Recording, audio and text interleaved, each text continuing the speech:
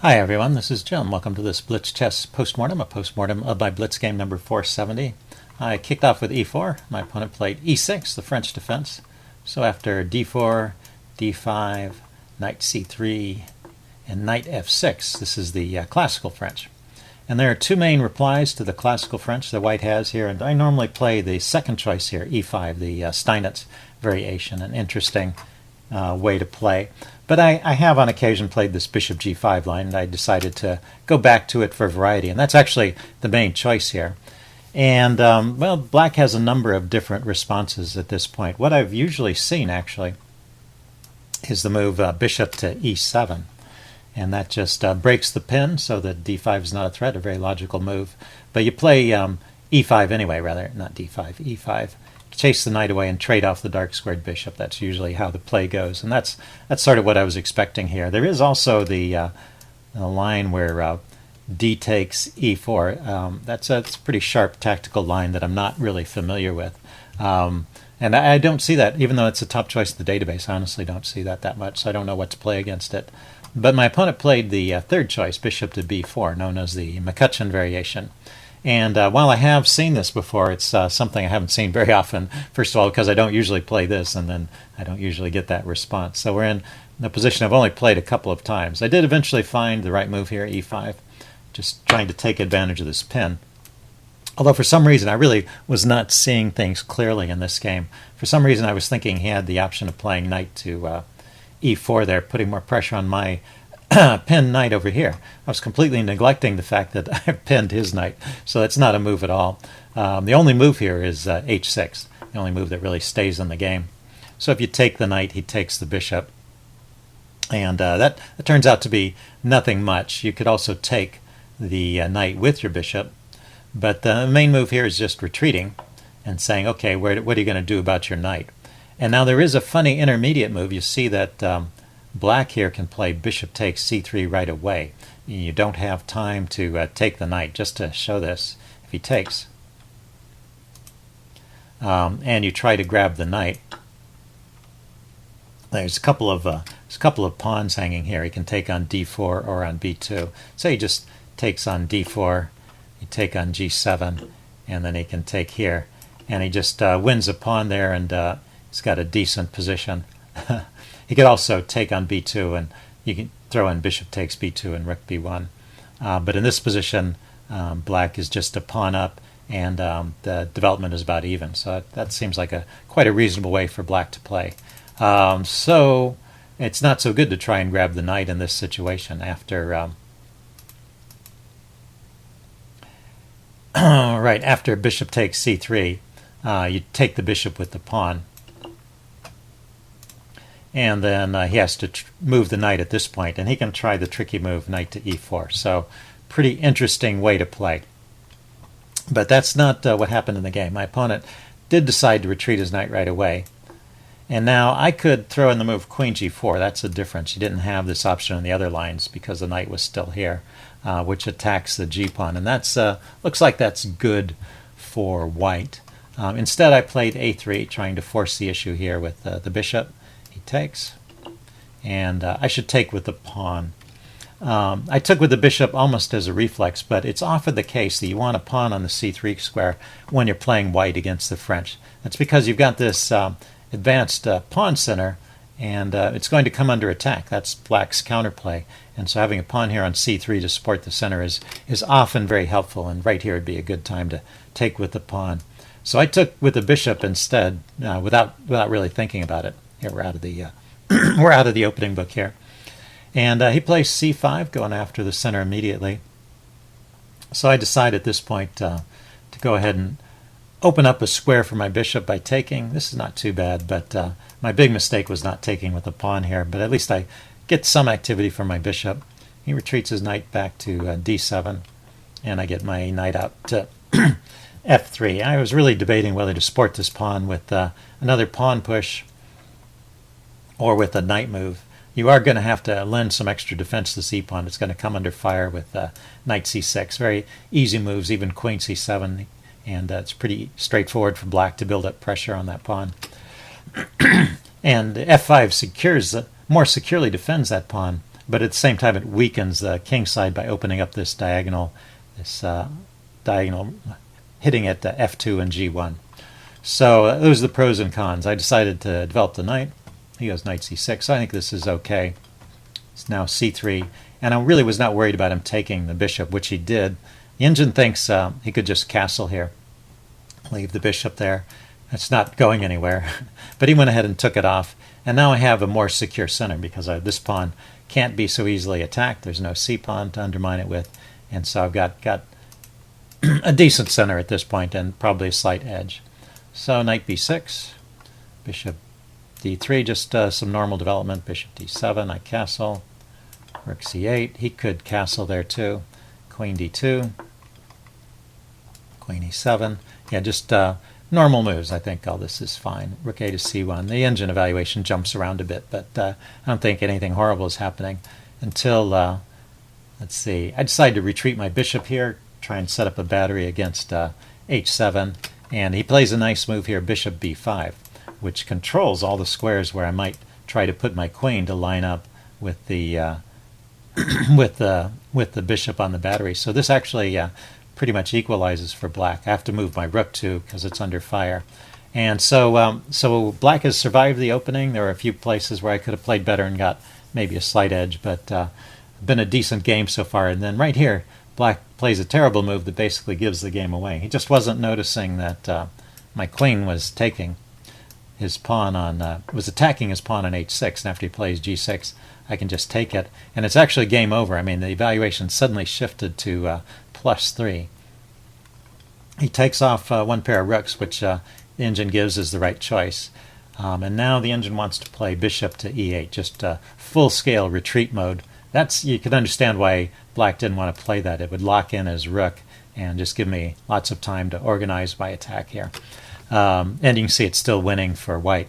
So he tried rook to c8, and now I trade first, which is correct. That kind of disorganizes his pieces. And now I have the move knight g5, which is just winning. And it's funny, it is another example in this game of where I wasn't really thinking clearly. Because I was thinking, oh, the knight on g5 is good because there's this mate threat of queen h7, queen f7. Queen h7 check drives the king to f8, and queen h7 mates. Except that his queen's defending the pawn. I said, okay, so knight g5 isn't so great. And I started thinking about bishop takes g6, which is a reasonable second choice. But I was totally overlooking the fact that, let's erase that arrow. After knight g5, I'm threatening queen h7 check, king to f8, and then queen to h8, mate. The king can't escape on the e7 square because the queen's blocking it. So there is a mate and 2 threatened here, and this is just a winning attack after knight g5. He has to treat this threat seriously, and just to show how you might win, he plays f6 to protect the h7 square, so I can't get started on that mating pattern. It's still a check and mate if he were to let me check there. He still hasn't got any way out for his king. I take on f6, queen takes. And now queen h7 check is good, but even stronger is bishop takes g6. And I've got all of my pieces attacking and around his king, whereas his 2 pieces are over on the other side of the board. I have a weak back rank, so for example, if he could get in a couple of moves, I would be in big trouble. But all my moves come with threats. He doesn't have time to do that. There's just too many mating threats here. I'm threatening queen h7 and queen h8 mate again. Oh, that's not quite mate. Now he has the e7 square. But anyway, there's big threats. He has to stop that. So queen g7 is the best move. And now bishop there, check. If the queen takes, of course, that's giving up the bishop. But if the king moves, I mean, that's giving up the queen for a bishop. But if the king moves, knight e6 check also wins the queen. So black is just losing by force here after knight g5. Anyway, yeah, so I should have seen that. I mean, even if you don't see the whole combination, it's obviously knight g5 is such a good move with all those threats. I should have just played it. Anyway, I fell back on a second plan, which is to soften up the g6 point. You'll see that's also the engine's second choice. Either bishop takes g6 immediately or h4. Rates them about even, and keeping an advantage. So I still have a winning attack here. He goes queen f8, And at this point, another mistake, I decided to trade into an endgame, which I thought was winning. I thought it was pretty easy endgame. His bishop doesn't have so much scope because of his center, but his bishop is outside the pawn chain, so his bishop has some activity. And I thought, well, his knight's out of play too. So I thought this should be an easily winning endgame. And maybe it is a winning endgame, but it's not so easily winning. I start to give away my advantage right away with this move g4. So it was interesting, I thought, to look at the chess engine's suggestions for how to play this. So this would be more correct play of the endgame. I still have a good chance to convert this to a win. And I just have to be a little more cautious. I can't just throw these pawns forward like I did. But I can prepare them. So I can bring the king forward, say king h2. And he gets his knight back in the game. And then to play a prophylactic move here, I should play b3 here to keep his knight from penetrating. And now, let's see, there was knight a8. This is a clever regrouping idea from the chess end. The knight's coming out to c7, and then over here to defend on the king side. And I can take a moment to bring my king one step forward. Let's see, knight to c7. a4 kicking the bishop, but let's keep going with this king plan. King f4, and then bishop to f1. We start going after these pawns, but now I can start moving the pawns forward now that my king is here in a position to support them. And this is better than the game. Anyway, so that's an idea of how to play this endgame. You want to, this is my passed pawn, and so I want to advance these kingside pawns. This is my winning trump, but I have to advance it cautiously. So that's a common theme in a lot of endgames, is you have to proceed slowly in the endgame. So this reckless throwing forward of the pawns, you see I give the advantage away. Let's see, he doesn't always play the best moves here, but I keep pushing these pawns forward. And after this move, he has this great move, bishop e2, which I totally neglected. It's like a skewer. The knight can't defend the pawn here. They're too far. The knight has too many moves to go to defend the pawn. The bishop can't defend the pawn either. So this pawn is really lost at this point. I can bring my king up to support the knight, I did, but then his king can just march in and gobble up this pawn. And that's what happens. Well, let's see, he went knight c6 here, and he's hitting this pawn.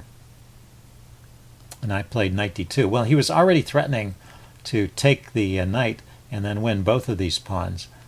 What's the best way to handle it? King to f2. Cancel that. Oh yeah, king to f4. This is a computer line that would keep the game about even. So bishop takes, king takes, knight takes check, king g4. I get up in time to defend this pawn. So we keep material balance that way. So a bit tricky. You know, my position is already difficult here. So I didn't see that. I played knight d2, and now he's winning some pawns here. Let's see. He goes. I go knight b3 to defend. So I've given up one pawn but defended another one. And now he can immediately attack my knight with bishop to d1 and get the second pawn. Let's see. We both make some inaccurate moves. He played b6 to keep my knight out of these squares. And that gives me a chance to defend. If I had seen this bishop d1 threat, I could play bishop c2 to guard against it. But I didn't see that idea. I played bishop d3. Now I'm losing a second pawn, bishop d1, threatening my knight, and when the knight moves, he grabs another pawn. So anyway, this is not looking good. I tried bishop b5, and he just moves his knight away. And now I have to save my knight somehow. I went back to c1, and his knight comes up on the other side of the board with check. Knight f5 is check, and this pawn is really lost here. There was no way to defend it at that point. Knight takes. So now he's just a pawn up, and he plays the rest of the endgame well. He never lets his advantage go. So just going to step through the rest of this. There may be places where I could put up a better defense, but his endgame play was really logical, and that was a nice little twist at the end where he gets this passed pawn that he uses to distract my king. A very common theme in endgames, and now his king and this pawn will win. So I resigned at this point, but a good game from Battler, who really lived up to his reputation. He did make that one blunder, but then he fought back, took advantage of my inaccurate play, and won the game. So good game. Hope you guys enjoyed this video. Leave any comments you have in the section below, and I will see you again soon. Bye.